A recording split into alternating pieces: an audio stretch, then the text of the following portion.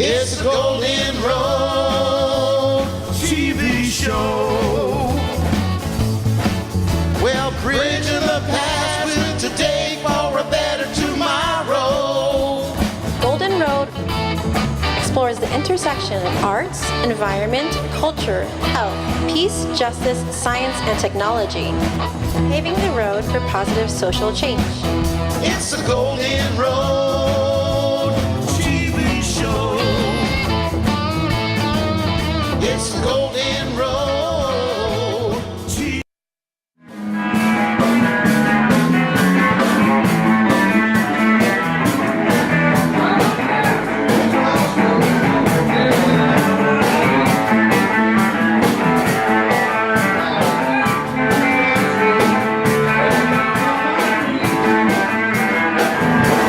In the past, today and tomorrow.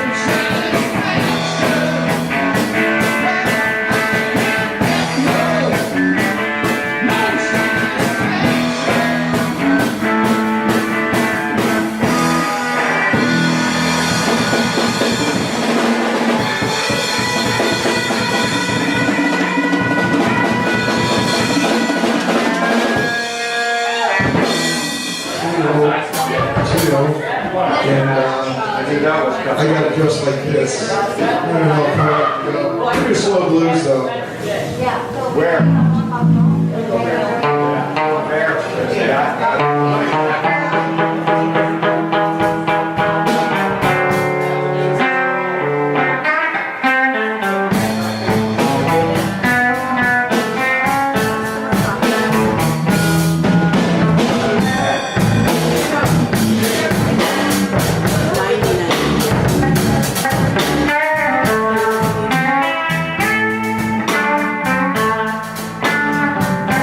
Well, it's my confession, mama, and it's sung by all your songs. It proves that I'm an enemy when you hold me in your arms. Oh, baby, mama, please don't dumb it down.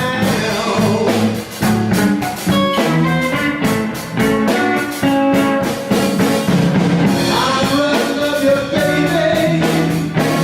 There's anyone else I know in town.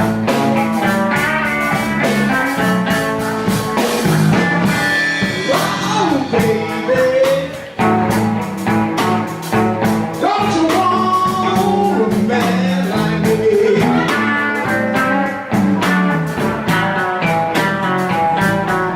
Oh, baby, oh, don't you want a man like me?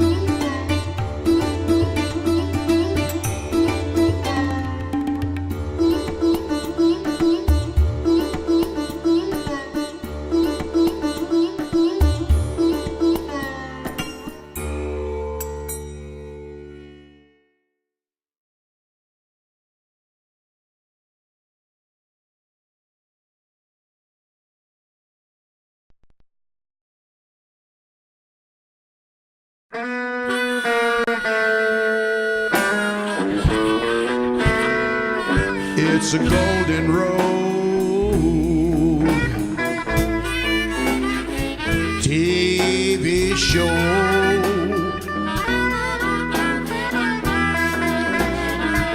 Yes, it's a golden road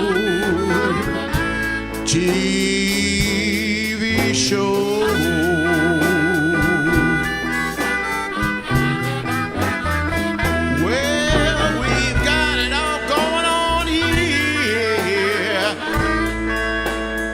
It's a Golden Road TV show.com.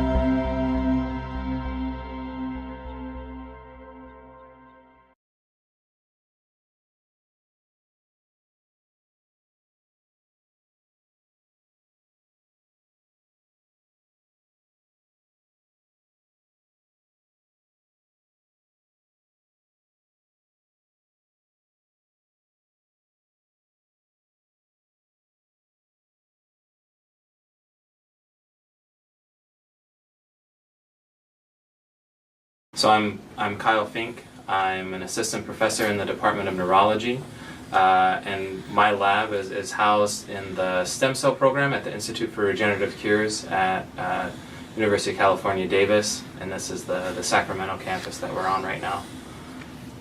My name is Peter Dang. I'm a graduate student in the Department of Pharmacology and Toxicology.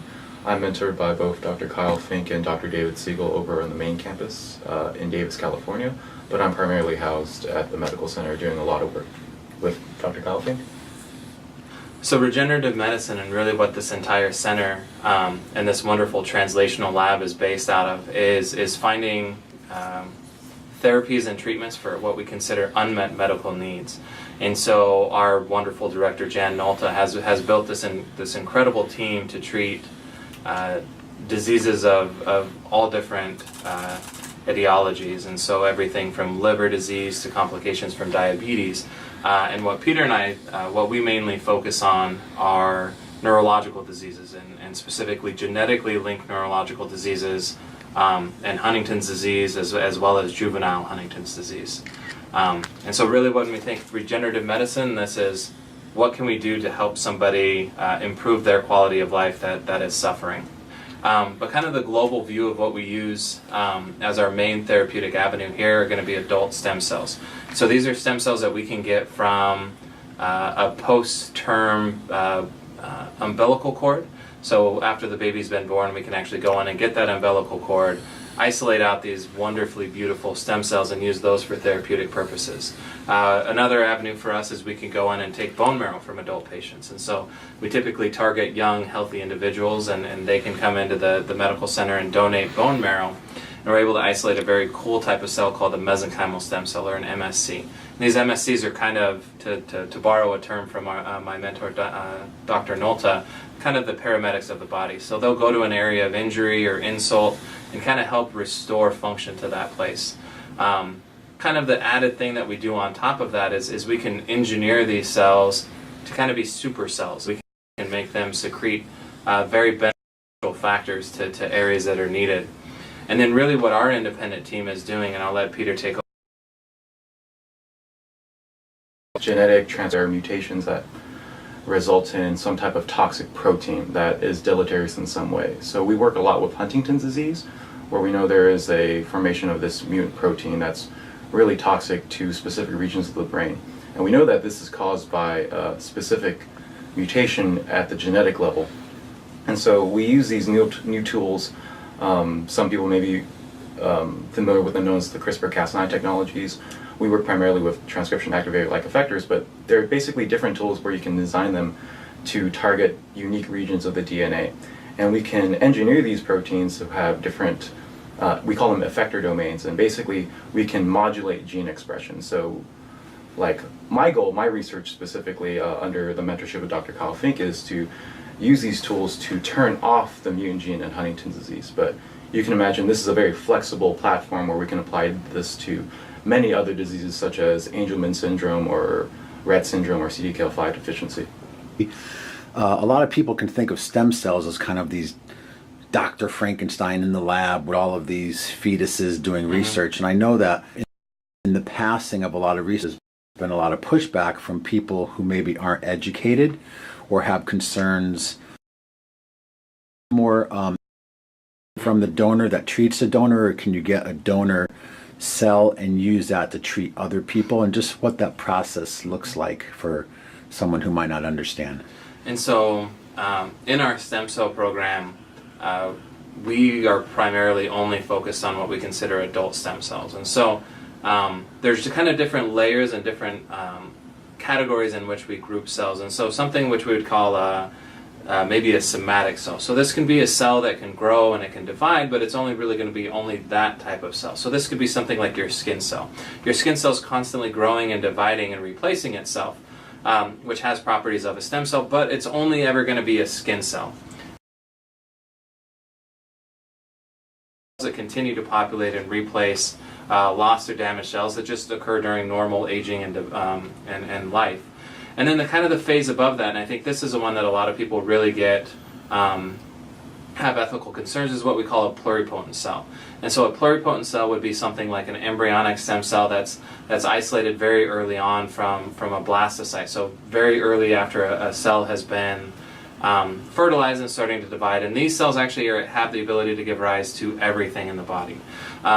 This is a very contentious and a very hot arena, as well as taking fetal tissue, so cells that are or tissue that is underdeveloped from a fetus, and being able to kind of repurpose that.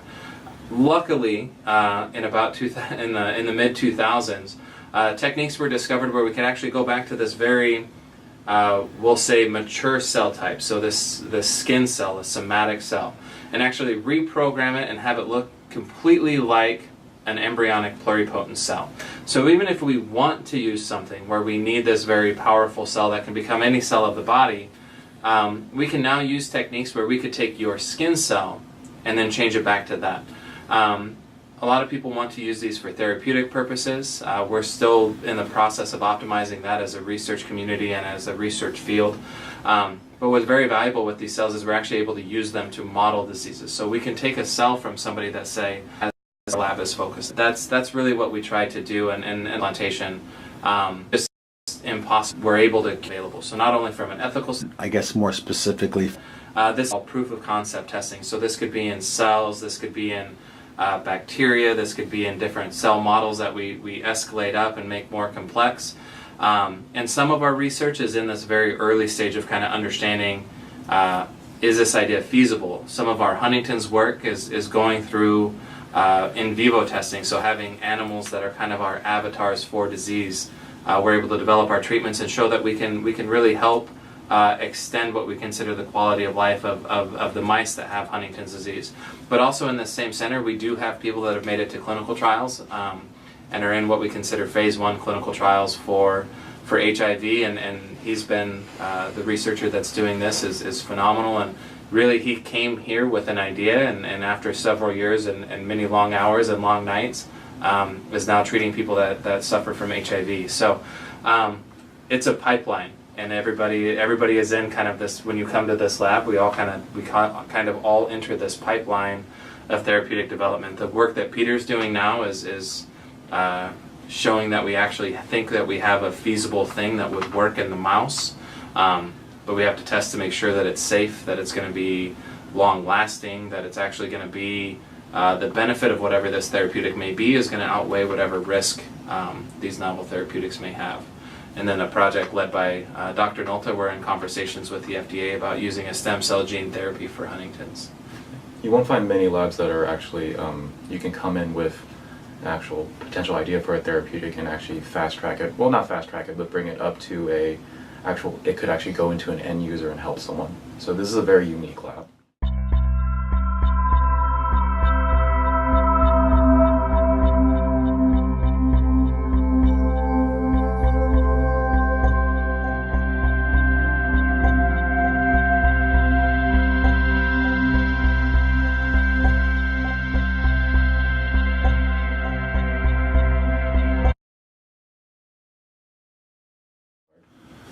So, on a more personal note, how did you get interested and involved in regenerative medicine and stem cell research? So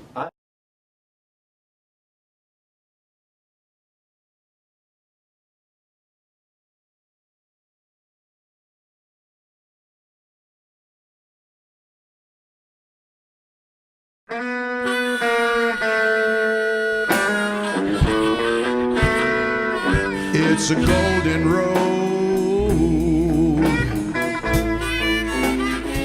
TV show.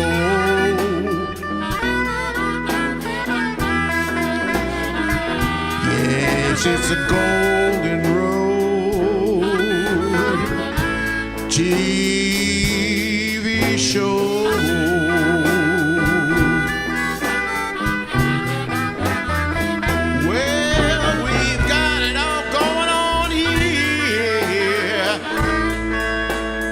It's a Golden Road TV show. .com.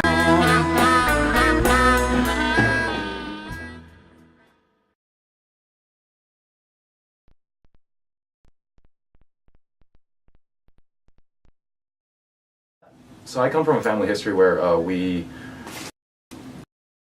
talk to your parents and they would say, "Oh, that's just the way it is." And for me, internally, I always to be. So as an undergrad, I was incredibly fascinating, and I became involved at UC Davis and meeting with Dr. Nolta and the team here, and being exposed, like Peter said, to the patients and these advocates and the families, as well as starting to meet the kids suffering from juvenile Huntington's disease. That really became a something very, very impassioned for me to try to find something that could help better their quality of life. And you know, and we always say we really like the research that we do here. We think that we're on a very good track, but there's also, you know, there's lots of people like Peter and I that exist in the research community. They're very passionate and very caring people that are developing other therapies that can help with the quality of life for Huntington's and other neurological diseases. And so we tell people that we may not be the first ones to the finish line, but we do think that somebody is going to get to that finish line where we can have something to help people that are suffering, specifically with Huntington's disease. It was very impressive walking through the facility, seeing the different workstations with the different diseases that they're obviously working on. Can you give us a brief list of some of the different disorders or conditions that you're specifically focused on here? And so, like you said, this translational center is really phenomenal. We actually do a lot of the places that we have here are experts in very specific techniques, and we call these our cores. And so if we want to do gene therapy or surgical interventions or growing specific types of cells or creating specific types of cells, we actually have core facilities here where we have trained expertise to be able to do that, and they can work on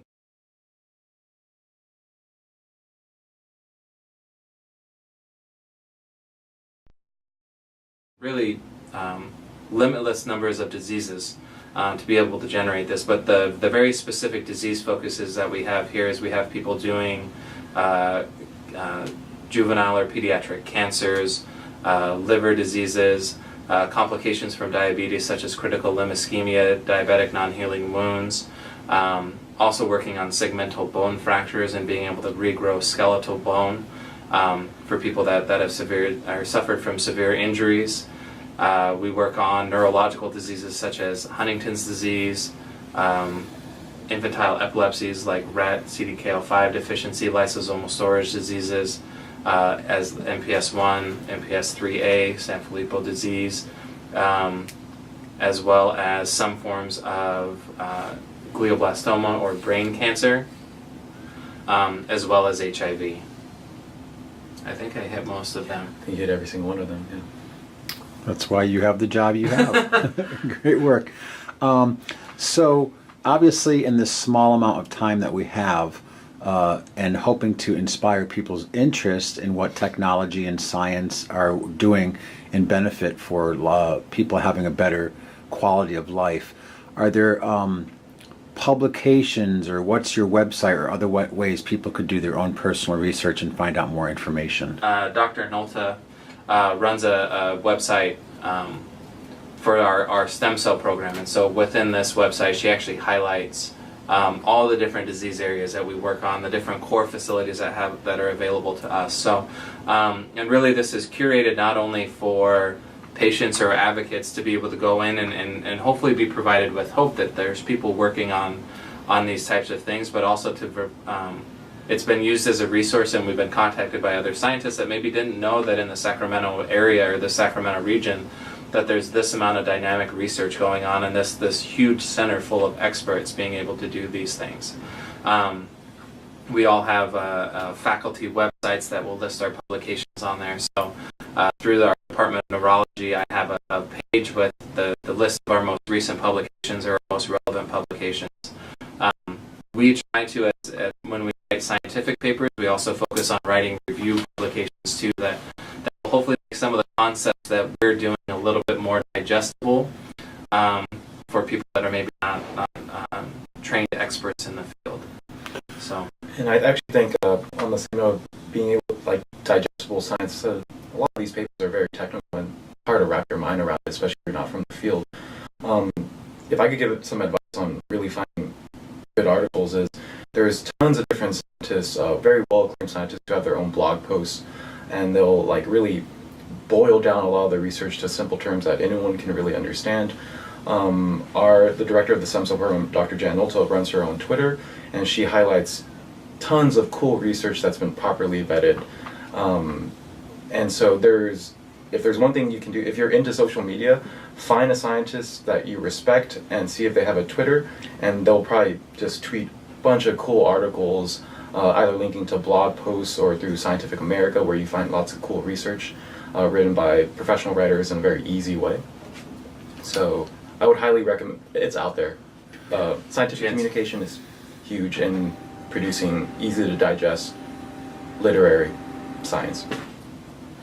And one thing I think is really interesting is I met with someone recently whose brother was involved in starting the IM23 organization. So it's kind of this way that just the everyday person can understand more about themselves and do something where, you know, you're getting basically a saliva sample, and then you're finding out more about your genetics and your ancestry, even to the level of mapping out how much Neanderthal gene you still have in your genetics. So do you foresee at some point in the future where there'd be something where people could be learning more about conditions, possible pre-existing conditions, or potential future conditions based on their ancestral or genetic traits that would give them a little more insight and information that would be part of a large data gathering or informational gathering process for, you know, the man or woman on the street? So the cost of being able to sequence your entire genome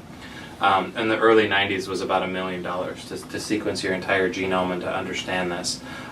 We're a little bit below $1,000 today, about $800-900, and you could go in, and if you had the proper resources and the availability to do it, you could understand your entire sequence. And so, like IM23, 23andMe, these different sites do different versions of sequencing or looking at genetic signatures. But truly to understand what your entire genome, what every base pair that the blueprint of your entire body, you can have this information for very low cost now, and it's becoming more and more attainable, I think, every day. There are certain things that I think need to be cautioned with this as well, and how and who has access and who is handling this data. Huntington's disease, the disease that Peter and I have been discussing a lot today, is autosomal dominant, meaning that if your parent had Huntington's disease, you're going to have a 50% chance of every offspring, a child of that parent, inheriting this same disease. Normal Huntington's disease onset is going to be in midlife. This is about a 40 to 45, 50-year age of onset when you start to really be affected by Huntington's disease. So this is really hitting people in the prime of their lives. And you would think if somebody is working and doing different things, or you're thinking about, you know, hiring somebody under a long-term contract or bringing them into your business, the insurance costs of these different things is astronomical. So there has to be a lot of protections in place that if we do know and we do understand all these different genetic variants and what these genetic variants would impact for health later in life, that this isn't going to negatively affect the person themselves, and so that they're still able to lead a normal life and do different things. But I think also having some of this information about if you have risk for high blood pressure or cholesterol, and you can do things to kind of help with that. I think there's as many strengths as there are weaknesses, but I think this is going to be, we're at the age now, and it's happening today, that you can go out and you can have all this information, you can hold all this information, and you can know that. But with us knowing that, there's also a lot of other people that want to know that would have financial implications and possibly impact your life in, possibly a negative way. So I think it's something that bioethicists, I think, are talking about on a daily basis, about how we're going to handle this, and how if we saturate everybody with all of this information, this 3.3 billion base pairs that we have, really how are we going to make this digestible for somebody, and how are we going to make sure that information is protected. Mm-hmm.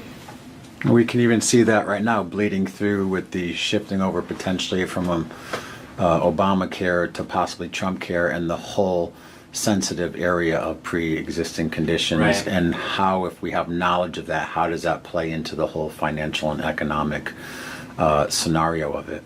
Jan's a social media giant. Like, Jan knows how to do Twitter and Facebook and connect with people and make science very digestible. Peter is very skilled in social media as well, and going on and doing, and we do a lot of these outreach programs and these different things like that. But I think really, we like the opportunities to do radio shows, to do these different kinds of things. We really appreciate what you do, Alan, because a lot of times, I'll be talking and Peter will be with me, and I'll go and I'll give a talk, and I'm like, okay, I made this great, easily digestible, non-technical talk, and Peter says you went a mile over everybody's head, everybody got lost, and then he'll fill in after me and kind of explain some of the different aspects of what we do. So it's I think it's a good symbiosis, of how how things get filtered to the general public. So yeah. No, I think it's important for anyone, especially if you're interested in science. We do a lot of science communication and outreach out here, but you're your own person. Ask questions if you want to know more about science. Like, scientists love to talk about their work, and I think it's a true testament of a scientist's knowledge of their work if they're able to speak clearly to someone who has no background in it. And so, ask questions, find a scientist, become their buddy, and just learn about their work. And yeah, especially in an area that has such direct impact on the mass population and quality of life. It's not like you're researching, rocks from Pluto that maybe they'll have some implication in the future, right. But right now it's a million light years away. The word that comes to me, I just want to say, is bodhisattva, because doing this TV and radio show, I'm finding an incredible amount of people that I'm trying to bring a focus to, that have committed their life, their research, their work, their organization to the betterment of humanity, and that's really why I live in this area. Of footage regarding our science and technology part of the show, where I had the honor and actually the time in my schedule to go down to Sacramento to the University of California Davis Center for Regenerative Medicine, and I got to spend an afternoon with Kyle Fink and Alan Hernandez and others who are doing amazing work, which you heard about the use of genetic stem cell research and actual physical healing by using existing cells of the body. So the next part of the show, we're not going to just show video and do B-roll. I actually have the honor of having a real person here in the off-center stage, and she's been on the show several times.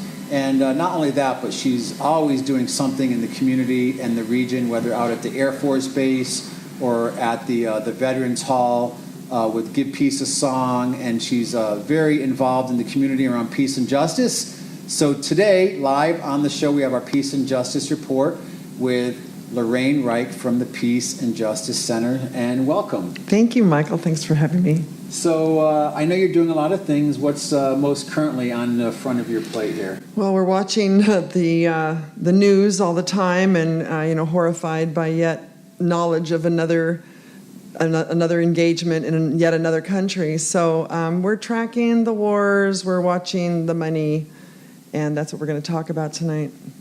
Fantastic. And of course, right now with so many proposed budget cuts and things that are happening, it's really important that people are aware of, where our tax money and where our support is going, because, it's a great political action to just be conscious of where we invest and spend our money. Right. We try to keep the community informed through our Facebook and our website, and of course, what's going on now with the healthcare bills, both in California and in Congress. It's really quite illuminating to see, why these bills are being, stopped. Yet the 70% of the American public want single-payer healthcare systems. So, and are against this new Affordable Care Act by Trump.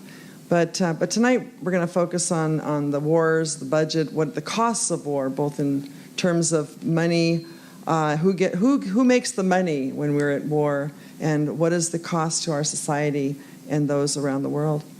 Great. Well, we're looking forward to that because, again, we're not here just to inspire and to bring the arts to more public awareness, but to also let people know really what's happening in the world, things you won't necessarily find in corporate media. So before we do our in-depth interview, we're again happy to have another person live here in the studio, and we spent a couple of weeks just recently working on coming up with all the various theme jingles for all the parts of the show, the arts and culture, the gift of health, the Being Green environmental segment, the Peace and Justice report, and all of these other parts. But tonight she's here just performing music of her choice, and I would like to introduce all of you to our in-studio music director, Gabrielle Lawson. So welcome.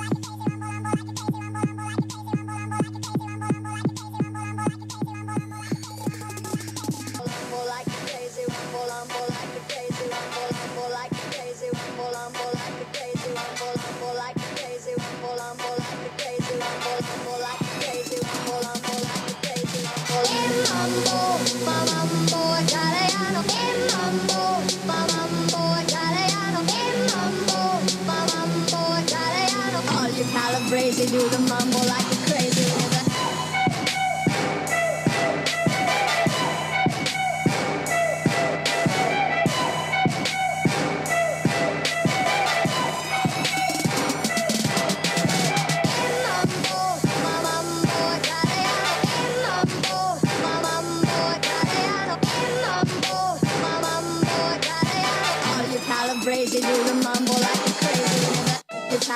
calabrese, do the mumble like a crazy with it. All you calabrese, do the mumble like a crazy with it. All you calabrese, do the mumble like a crazy with it. I just wanna make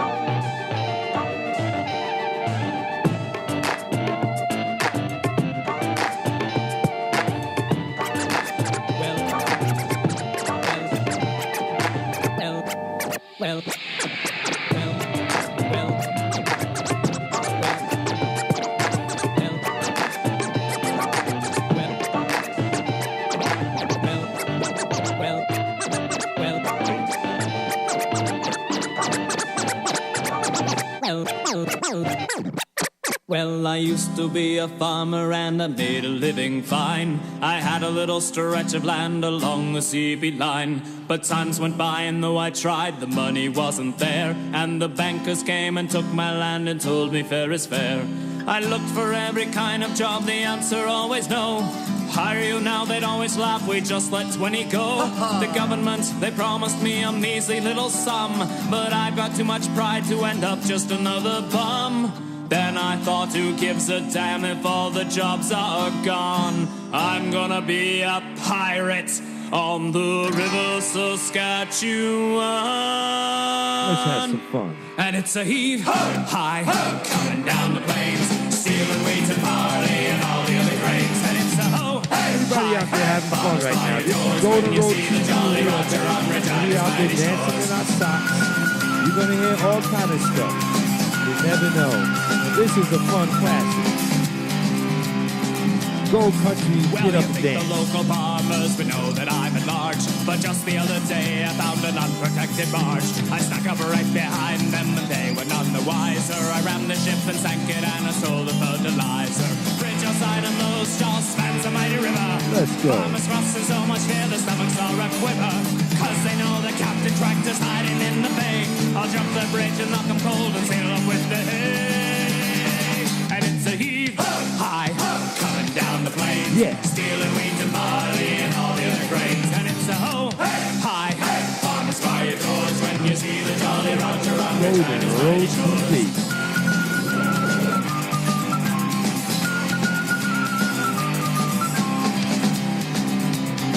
Next verse. Well, Mountie Bobby chased me, he was always at my throat. He bought on the shoreline cause he didn't own a boat. But the cutbacks were a-coming and the Mountie lost his job. So now he's sailing with me and we call him Salty Bob. And we got a lot of people calling in right now. The lines are getting crowded. We got even a few calls to Votar. Mikey, they asked it for him. The co-op boy, I gotta get by me. It's a heave-high coming down the plains, stealing wheat and barley and all the other grains. And it's a ho-high farmers by your doors when you see the Jolly Roger on Regina's mighty shores. Yeah.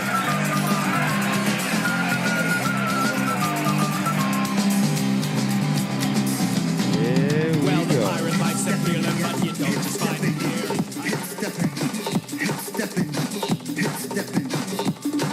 bring it down. Big up to TC Islam, my little brother. Rest in power. The last record we did. And, Mikey, how you feeling today?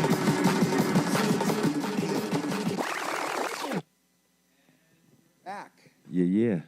All right, that was a fresh mix there. Yeah, it's just going all over the place. That's how we do. This is Funky Mountain. There's all types of funk up here. Folk funk, disco funk, hip-hop, dubstep funk. Like, you never know what you're going to hear. Country, western funk. So, you know, I go all over the place, man. DJ Power. Big up to TC Islam, you know. All right. Well, we're back, and as promised, as always on the show, we not just provide entertainment, but we're also very deeply committed to bringing you conscious and educational content. Tonight, I'm really happy to have on the show someone who's been on the show several times. She's very active in the community, and I really appreciate that she's been able to take time out of her schedule to be here tonight to share a little bit of some information and numbers with you. So once again, we welcome to the show from the Nevada County Peace and Justice Center, Lorraine Reich. Thank you again, Michael. Great. And you're also a singer, correct? Yes, in my spare time. I look for opportunities. Good. I'm sure. We're hoping to grow a peace choir here this year. Wow. For our show in November, Give Very Peace a nice. Song. Yeah. Very nice. So I know tonight we're going to be talking a little bit about, of course, what's happening with wars, not only just in Syria, but around the world, but also some of the numbers and things that are happening that people might not be aware of how much of our national attention and resource goes into funding these. So, Right. Well, I'll just start off by quoting President Eisenhower back in 1961, who warned us of the threat of the rise of the military-industrial complex. I don't know that many people at that time had much idea of really what he was talking about. But now, when we look at the numbers of the costs of war and who's made out and who's lost, we can see where President Eisenhower was concerned. So ever since, of course, 9/11, we've had the global war on terror. And with the global war on terror, we had Congress passing a very broad authorization to our executive branch to do what it needed to do to fight this war on terror. It's different than any other war we've ever had. In fact, Congress has not declared war, actually, since World War II. And all of the wars that we've been enduring and watching across the world in these last 10, 12 years have been as a result of the executive powers of the president. I'll start off by saying that the figures, of course, nobody really knows for certain, but the figures are that these wars since 9/11 has come with a price tag of about $4.8 trillion that has been let's spent. rewind, 9/11, of course, was in 2011. Yeah. So 6 years, how much again? $4.8 trillion. Wow, that's a considerable. The 9/11 was in 2001. And that's probably not even involved 2001, with any of which the, was 16 the years secret ago. budget or the black op. That there really Well, is no budgetary numbers to that. We have no idea there. But among the numbers that we're discussing are, first let's do a broad overview. You know, we've been engaging the U.S. either directly or with coalition, other countries, part of our coalition, have been bombing and running airstrikes and drone strikes in not only Iraq, we're all aware of 10 plus years in Iraq, but Afghanistan, of course, which now we're ramping up again after having 100,000 people there at one time. We couldn't win the war then. It's interesting that no other country has won a war against Afghanistan ever, including the Soviet Union, including the U.S. But we've also run campaigns in, as we all know, Syria, Libya, Yemen now, and now coming on the scene more and more is Somalia, Pakistan Which takes I the brunt think of. what you're talking about too is really the whole nature of warfare has changed so much. It's not like we, face off with another country militarily on a borderline or a geographic line, but because of the nature of how war has taken a new face into terrorist acts, like even the half dozen of the events that have happened in England recently with people being run over, of course, bombings, things like that, that it's really hard to fight these ghost enemies using this big multi-trillion-dollar military-industrial complex, but that they have kind of figured out that's the way America works and its strength is represented militarily. So now we're dealing with it a whole different way through drones and surveillance and these types of things. So Yeah, like you say, we're not fighting a geographic war. We're fighting an ideology. We're fighting, this ISIS, which is an ideology of radical Muslims, and Al-Qaeda, these groups. The Sharia law, right. Sharia law. That don't have a location. They infiltrate through, other countries. There was Iraq, and then now Syria and Yemen and these other countries. And so we're bombing. We're not losing many American lives like we have in past history. We're losing some, but nothing like the past. And instead, the costs of our wars on eradicating ISIS and Al-Qaeda are all of the civilians of those regions. Right. And for instance, no one knows for certain because it's very difficult to know, the facts on the ground, because who's down there to tell us who's died and who's lived through the last bomb. But it's stated that over 370,000 people have died due to these wars in these, 5 or 7 countries in the Middle East. And of those, 200,000 civilians at least. And that's to say nothing of the cost. I mean, if you've seen any of the pictures and the images that we see, you can't see it on mainstream news, but there are on the internet available pictures and investigative reporters on the ground who are showing us shots from these regions, and we are absolutely devastating, Iraq, and now these countries, Syria, and now going into Yemen. I've seen actually some pictures from Syria, and so many of the cities are basically rubble, completely leveled. And of course, that's been by our military efforts, but of course, Soviet and ISIS efforts also. Right. It's everybody, and that's in the region trying to either fight on one side or the other. But that's not to say, what about all of the people who live there? Not only the people who died, but then the people who got out. So the figures are something like 10 million people have been leaving these countries in search of a new place to live. These are refugees. Right. And, we've seen what's happening with the closing of borders in Greece and Italy, and, where are these people going to go? That we don't know. We know that they're not coming to the U.S. We close our doors. Well, we figured that out this week. So. Yeah, right. Yeah. That was pretty outrageous. So these are pretty devastating figures and devastating news, but we owe it to ourselves as Americans to know what we're doing and what our country is doing in our name and in fighting for supposedly democracy. Right. It's pretty bad. Now that we've given people a little bit of information, again, you won't find it on mainstream media, what are some things people can do to become an active part of helping to change these things, whether it's a political action or protesting or writing letters or even, how we consciously spend our money? What are some things or some tips that you could give people to help?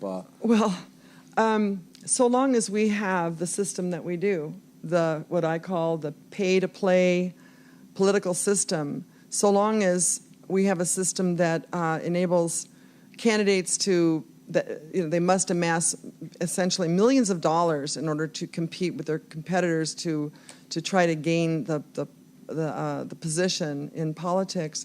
So long as we have that kind of system, and I was going to talk about the amount of money that has been given to by lobbyists from the military-industrial defense contractors to politicians to keep this war machine going.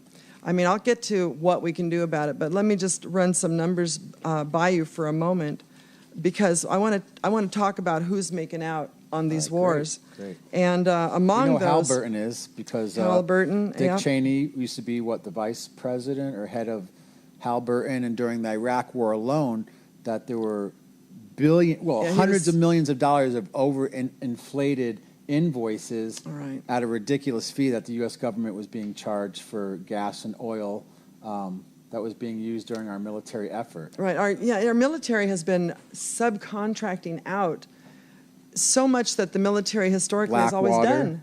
Right. Like what? Private security firms, security. I mean, everything from their laundry. They've got subcontractors doing the laundry for the servicemen.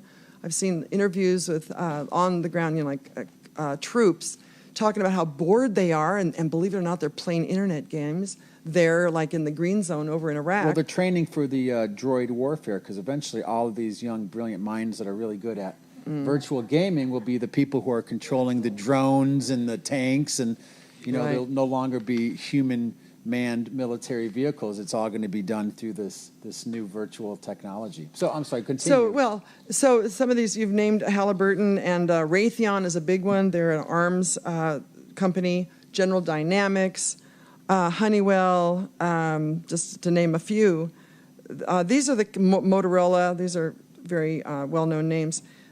These are the groups the companies that have made millions and maybe billions of dollars in profits from these contracts. Like our President Trump just went over and did an arms deal with Saudi Arabia. Oh, that was absurd. And what's he doing? He's basically a sales agent for Raytheon, General Electric.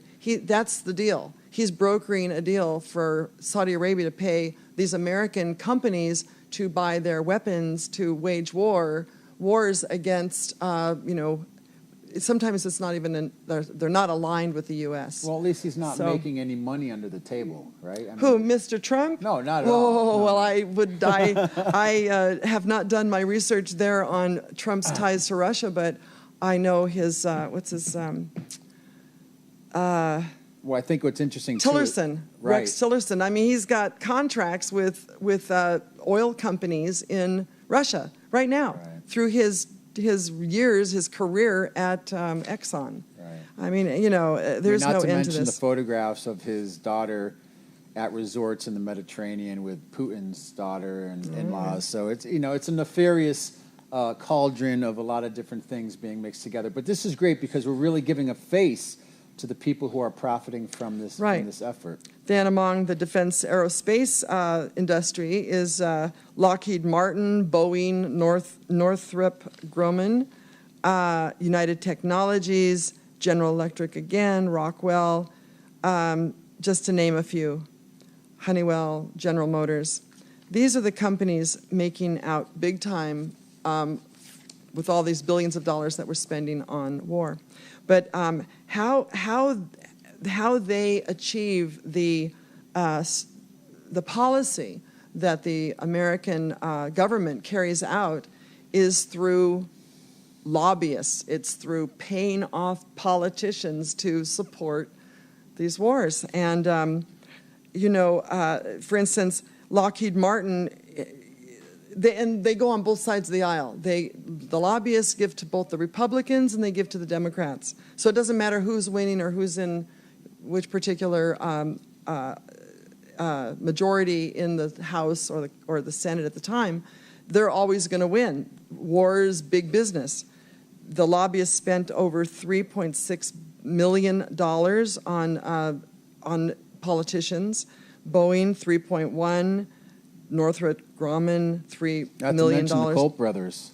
Oh yeah, well that's the Koch brothers. They have their own agenda, which we don't want to go there at this moment. But they do the lobbying. They do the paying off of politicians.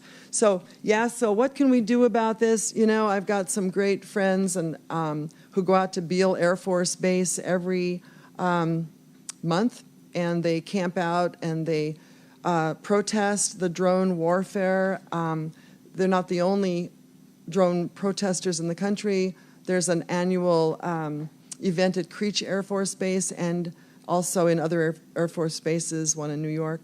The Germans got on the bandwagon, and the German citizens completely surrounded an American Air Force base in Germany where drones were being flown out of. But I did want to end on the note that when we change our system, when there's a grassroots efforts to change our system by overturning Citizens United, which was the case that allows this unlimited money being spent on politicians to get into office and campaigns. And this 28th Amendment will serve to overturn Citizens United and says, in essence, that the spending of money, no, let me back up. The court said that in the ruling that the spending of money was an equivalent expression of First Amendment speech. So they held that it was protected speech under the First Amendment. Well, that's just wrong. Money is power, money is not speech. So we need to overturn that aberration of Supreme Court law, as well as abolish the court-made doctrine that corporations should have rights, constitutional rights. Corporations should not have constitutional rights. Only people should have constitutional rights. So I work with these movements to overturn Citizens United and to pass the 28th Amendment. Move to Amend is one such group. And American Promise is another big group. There's several. Lorraine. Awesome. How about a nice round for Lorraine, all the work she does here in the community and around the world. So, again, we're really happy to have you on the show. And I know sometimes it's hard to, not only in a culture and society that has attention deficit disorder, where we're addicted to, things blowing up and sensationalism, but a lot of this information is really hard to become aware of and process just because the nature of the numbers and when we see the direct result in the world. But nonetheless, we're committed to constantly every Sunday from 6 to 8 bringing you these types of reports and information, whether with Lorraine or Tom Morris from Sierra Watch or whoever it might be, to help bring more awareness to our community, especially in light that a lot of funding for community and independent media is also strategically being cut. So we thank you so much for all your work, Lorraine. I'm so glad to be here and to be able to share this very important information. And if people want to get in touch with you or the Peace and Justice Center? They can go to our Facebook page, which is the Peace and Justice Center of Nevada County, or our website, ncpeace.org, and you can find us there. And you have any events coming up? What's the next big thing happening besides Beale Air Force Base? Well, we always, locally we'll be marching in the Constitution Day Parade because that's what we need to do to raise awareness about the Constitution. And we'll have the Give Peace a Song event in the fall. Other than the monthly events, protests out at Beale, there's so much going on today. There's really, the health care bill, there's a health care bill in the state of California that we want to pass that's been wrongfully tabled by the Democratic leader of the Senate. Wrong. I mean, talk about corruption. Don't know how and why that could have happened, but fake news. No, I think it's real. Anyway, there's so many injustices in the world right now that we do keep busy, but there's a lot going on in other fields, in other areas. Well, let's do this. Let's go to a wide shot. I think DJ Power. It's on. Doing this type of work, because I'm a veteran, I get it. I know where you're coming from. I was not happy with a lot of things myself, but wow, images are deep. But at the same time, what type of flack do you get doing this type of work? Because you're like, this type of work you're doing, this like Golden Road TV, we get people that we're not into the government corporate sponsorships. We get people, you should do this, you should do set money. No, we don't.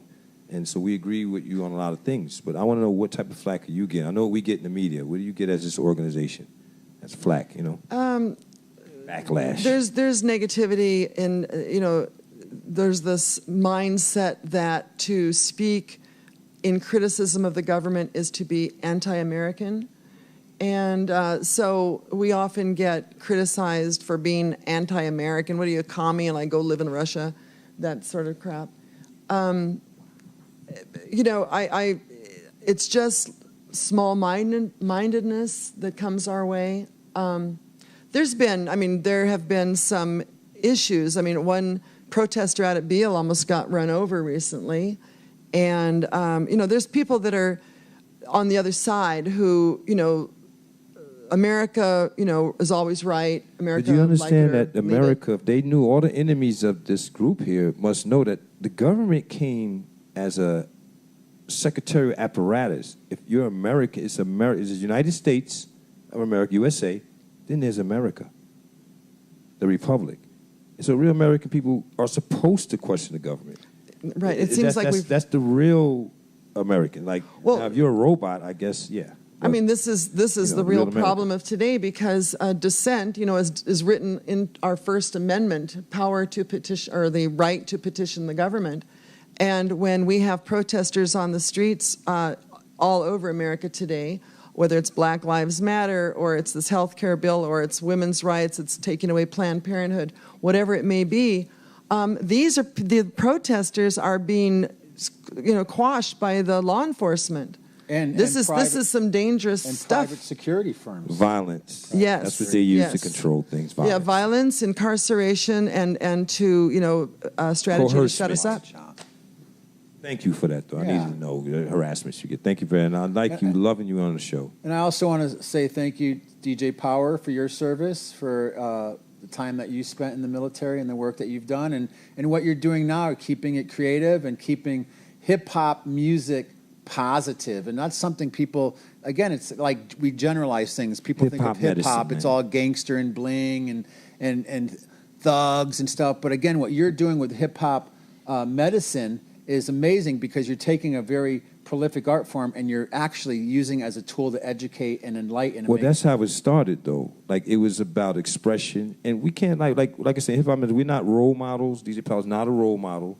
I just know that do the right thing when nobody's looking, you know. And with the music, we have a side of us that like, you'll see me at the BET Awards this year, spinning September. With my crew, Homicide Flow. We have some hardcore hip-hop, but we have a story to tell.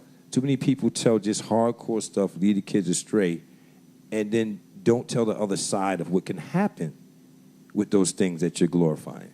See, we might tell you about something about this, that, but then we're going to tell you the other side. You know, we're not going to just talk about the new jewelry and all that and the girls, and no. We're going to tell you about you're going to jail, going to the grave. We're going to tell you the truth. But hip-hop medicine is about not just the music, it's healing. We do theta healing, therapy. It's a lot going on with that. Growing our own medicines and food. We're preparing because we don't trust the government. We're Americans that don't trust the government. Hip-hop medicine. Amen. So I'll leave it at that. There's more to me and you dialogue. So let's do this. Speaking about music, because we do like to give educational content, but we also like to keep it light and keep you entertained and hopefully engaged with an attention span of more than a few minutes, so that you can make it through. A 2-hour show is pretty intense, but we also know that people sit down and watch 2-hour movies too. So we're going to shy away from the sensationalism, but we do want to bring it back to a little bit of the creative. And let's do this right now. Again, we're fortunate to have her in the studio. Yes, Gabrielle. Let's listen to something inspiring from Gabrielle. Could you tell us a little something about the piece?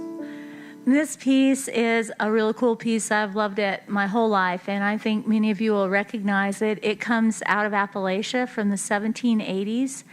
It's called Wayfarin' Stranger. It's an adaptation.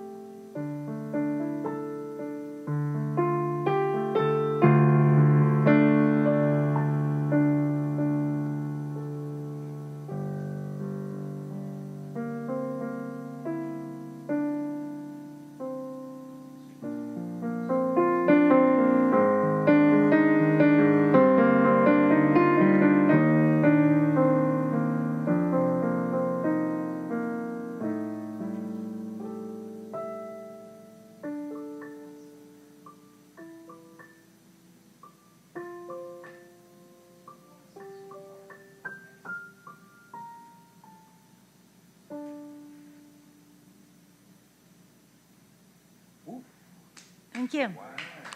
Beautiful. Wayfaring stranger. We're going to go over to Zoltar, and we'll be back in just another minute. Our mystic of the week.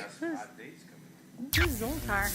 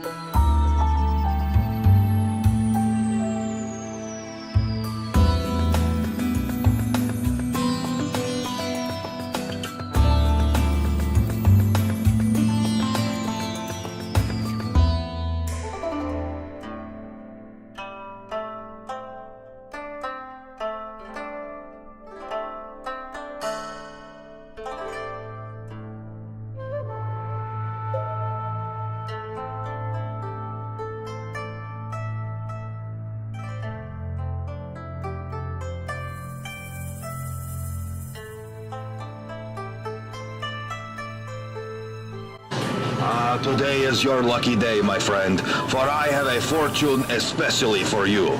Listen closely. Sometimes you can tell a wise person not only by what he says, but also by what he doesn't say. Remember, it is much better to say little than to say too much and regret it later. Give Zoltar your treasure. I have much wisdom to share with you.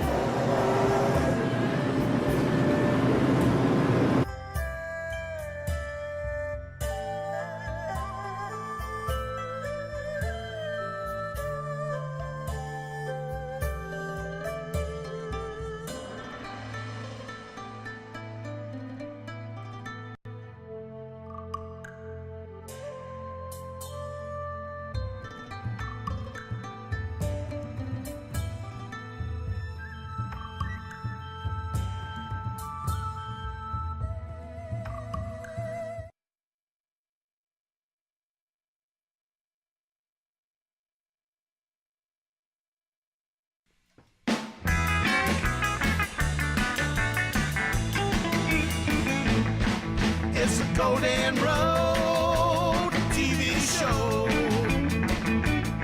It's a Golden Road TV show. Well, listen once, listen twice. Oh, won't you please take my advice? It's the Golden Road TV Show.com. I'm Prasanna with the Healing Arts Festival. We're in Sacramento twice a year, first weekend in April and fourth weekend in September. And it's the largest metaphysical, spiritual, and holistic event in Sacramento. And we've got great free presentations. We have wonderful workshops that go really in depth, some special events, and exhibitors with talents from readers and healers. Beautiful products, handmade, a lot of small businesses. So not only are you coming to something that's very uplifting, but you're supporting a lot of independent business owners. So we always do a fundraiser. The website is healingartsfestival.com. So.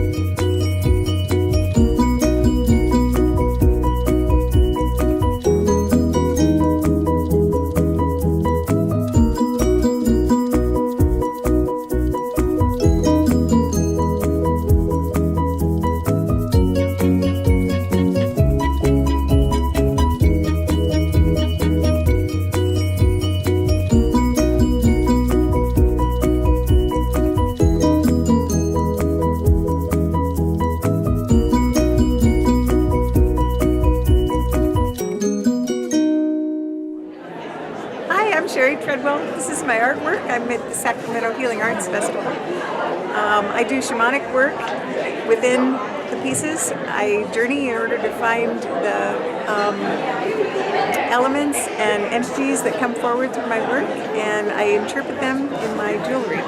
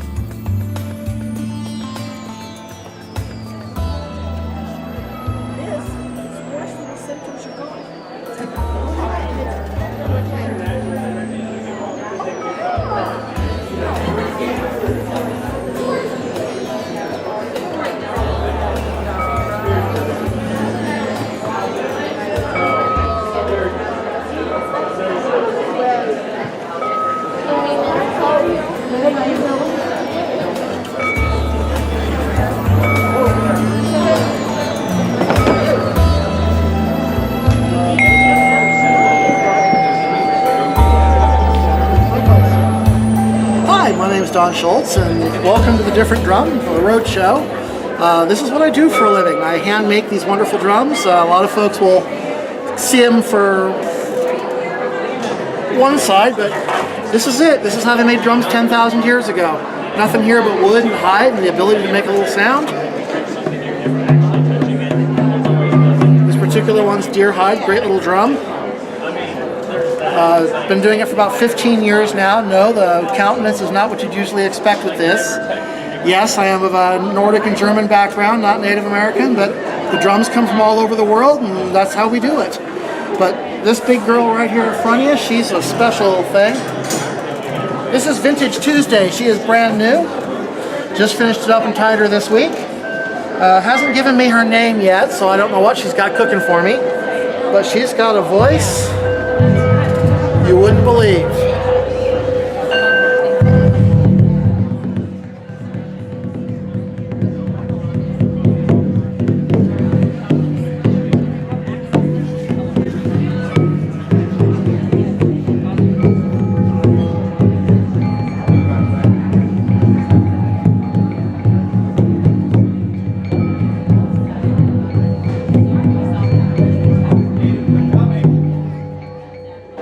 This is my church, the First Heathen Evangelical Church of Rhythm. The artwork has been done by a friend of mine who's a fabulous artist, but this is the best part, because it's oh so true.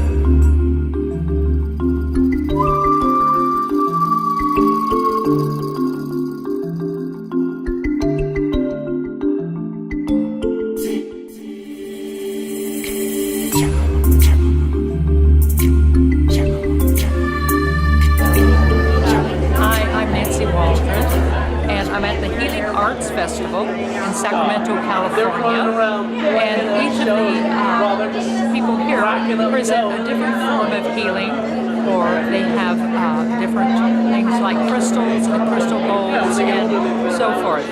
My particular healing modality is I use light from source. And I bring light in and I upgrade all of the essence of a person, the divine essence. I bring light into the physical, mental, emotional, spiritual, the light body, and beyond.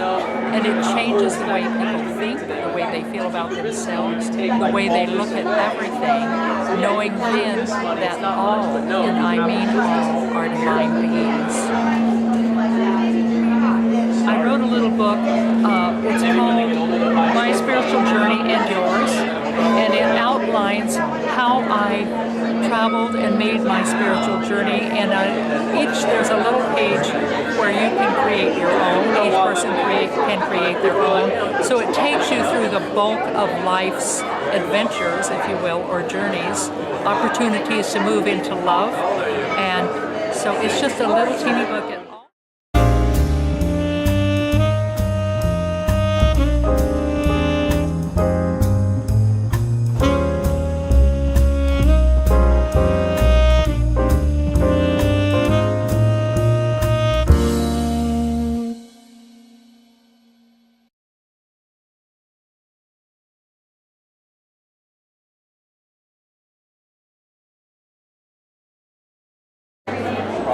Hi there, my name is Lorraine Chilson and I'm a registered nurse and a clinical hypnotherapist, and I'm coming up with other modalities to assist people in their healing. And so I do tuning the biofield with sound therapy and tuning forks. I have a crystal bed that I got at Abadiânia, Brazil when I saw John of God. And I have a lot of different tools to try to assist people with whatever their healing needs are.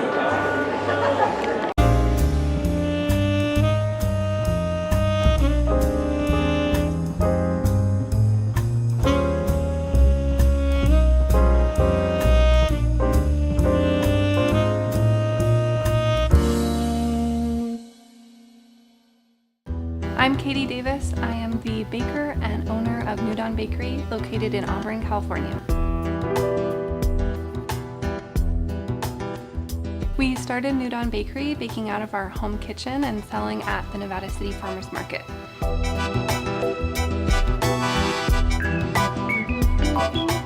Within the first year, we realized it was so popular that we needed a commercial space with a larger oven.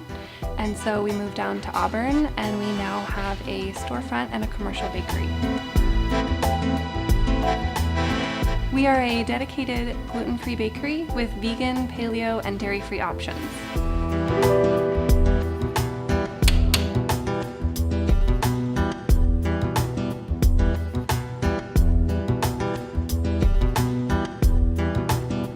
We are now open to the public 5 days a week. Come, bring your family, enjoy a goodie and a fresh cup of coffee.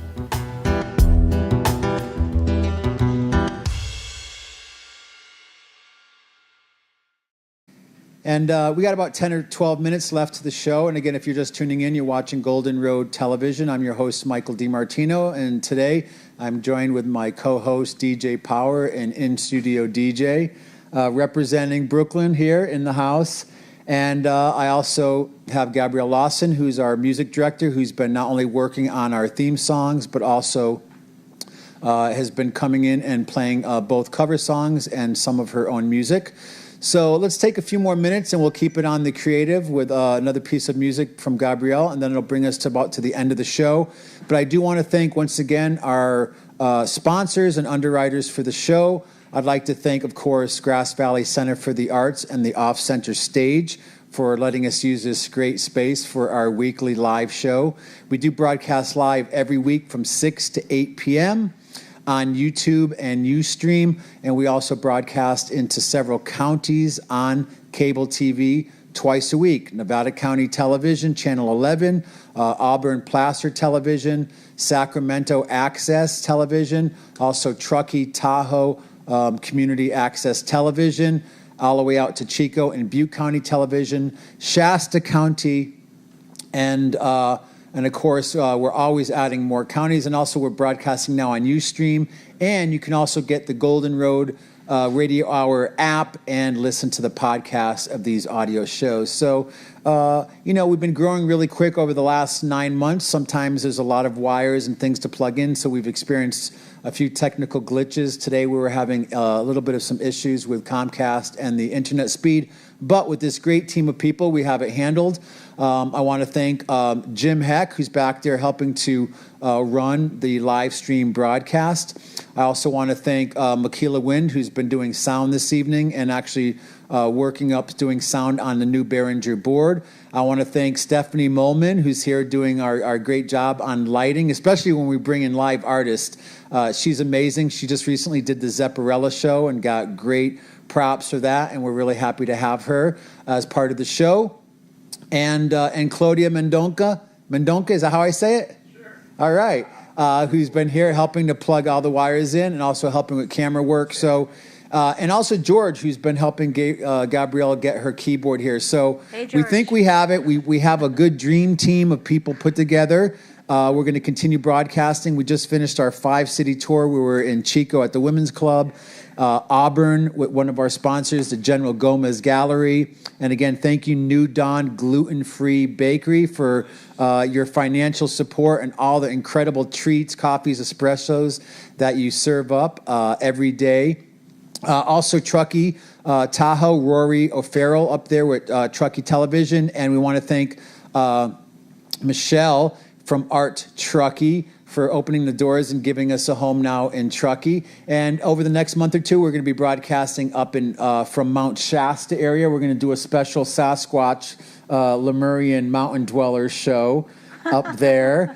And lots more coming. So thank you for supporting Golden Road TV. You know what? We're on Facebook. Please just go there, like, comment, share. We're on YouTube. You can see almost 30 shows of what we've archived over the last 10 months. And we're continuing to raise the bar. Arts, culture, history, health, environment, peace and justice, and science and technology. So enough talk, because we know it takes a lot of effort to listen, to do deep listening for a long time. So let's give it over to our wonderful and effervescent and smiling in-house music director, Gabrielle Lawson.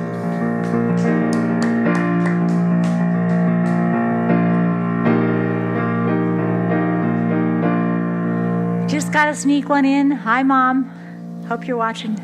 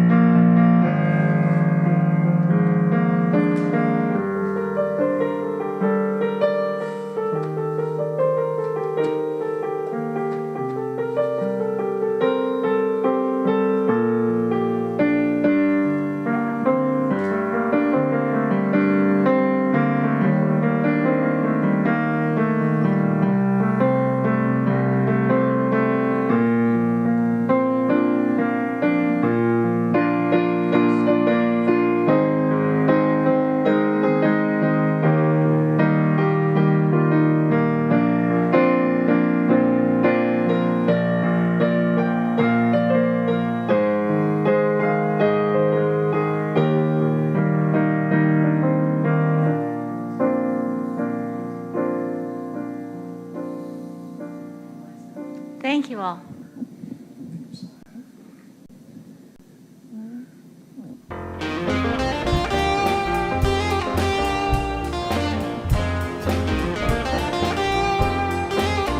It's a golden road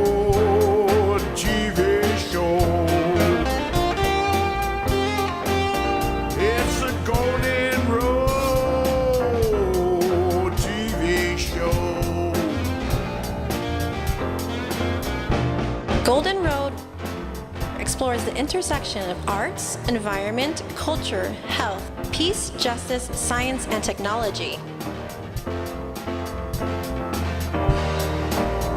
It's a golden road, a TV show.com.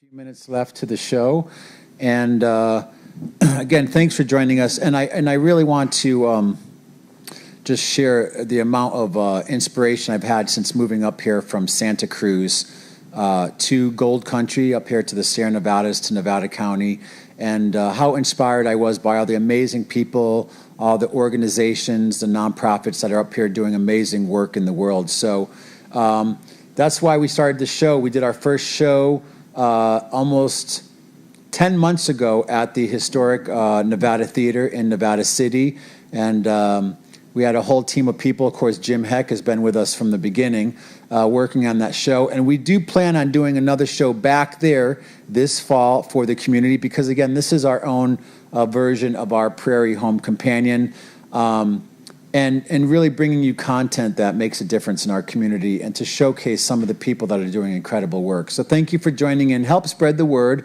But we have a few minutes left, and I just wanted to take a moment, get her from behind the piano here on stage for a moment, just so I could have a few moments to actually talk with our music director, again, Gabrielle Lawson. So welcome. Hello. Great. Hey, Michael. So besides playing piano on the show, what are some of the things you have maybe coming up? Some performances or classes, or what are you currently involved in? Well, actually, I'm doing two things right now. I'm writing a curriculum to teach people enough music to be able to sing in a choir. And if you're one of the people, of many that I've met that think, I wish I could sing, I want to be in the choir. I wish I could sing. Right. I'm working on a 10-lesson format that'll get you through the basics so that you can participate in a choir around town or in your community. I think that there's a hole in the curriculum for that, and I'm excited about bringing more people into music. The other thing I'm doing that's interesting... Which is great, because a lot of the music curriculum has been taken out of schools. Oh, well, that's actually one of the reasons I play these older tunes, because these older tunes that aren't really pop style can be lost because we no longer sing.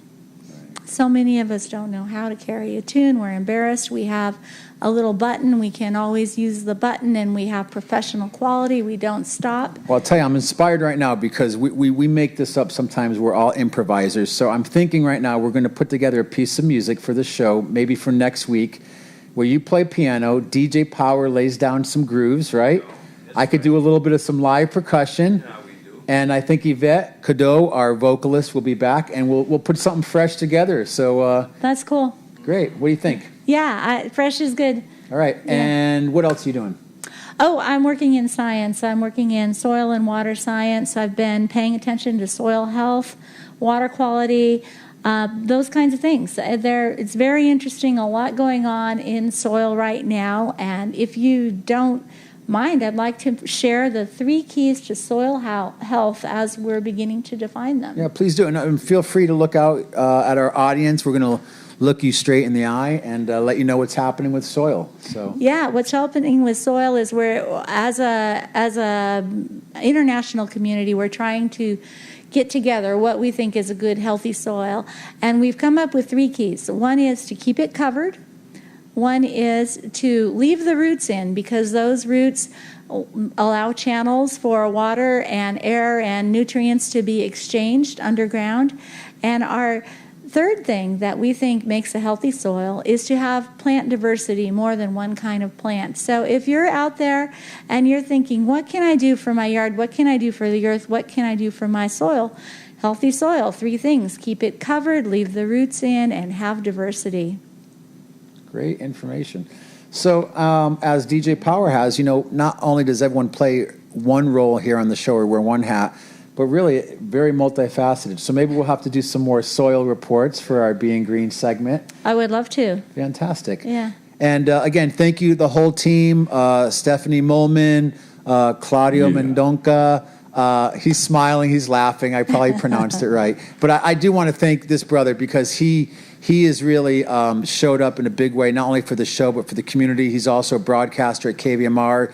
He's very instrumental in the Cannabis Crusades, engineering the show.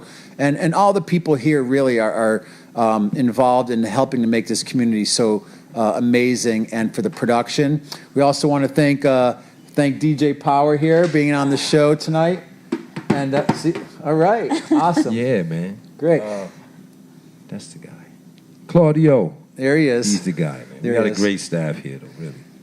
And of course, Michaela Wind, who stepped up and learned the new board tonight. I want to also thank my advisors, Mikhail Graham, Rich Mead, Michael Anderson from Spiral Networks, John Tabor from John Tabor Photography, who's probably up with Achilles wheel at the High Sierra Festival this weekend. And KVMR is broadcasting right now. You can go online, kvmr.org, 89.5 FM, and listen to the High Sierra Music Festival. I want to thank Jim Heck. And that'll about do it for this week. So we're going to roll the credits. Again, thank you to Don Gluten Free Bakery, General Gomez Gallery, Art Truckee, and all the people who continue to help support community and independent media here on Golden Road. So we'll see you next Sunday, same time, same place, 6 to 8 p.m. on YouTube and Ustream. Thank you so much. Peace. Good night. Golden.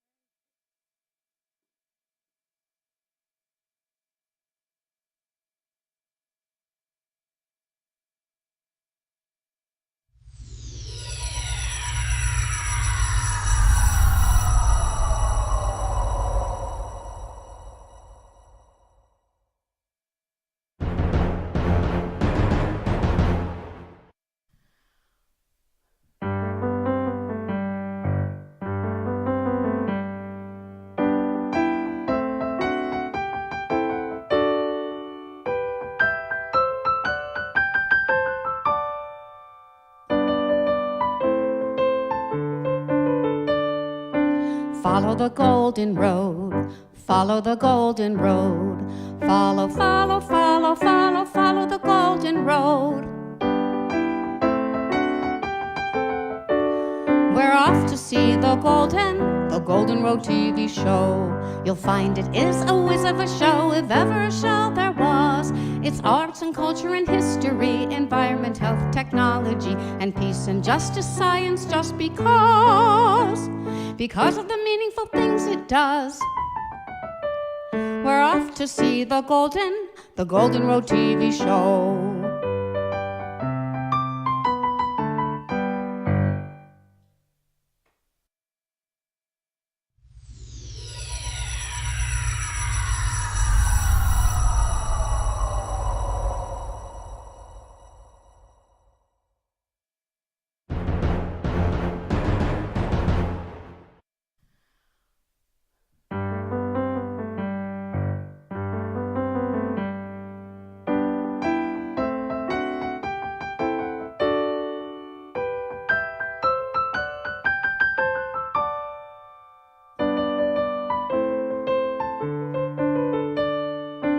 Follow the golden road, follow the golden road, follow, follow, follow, follow, follow the golden road.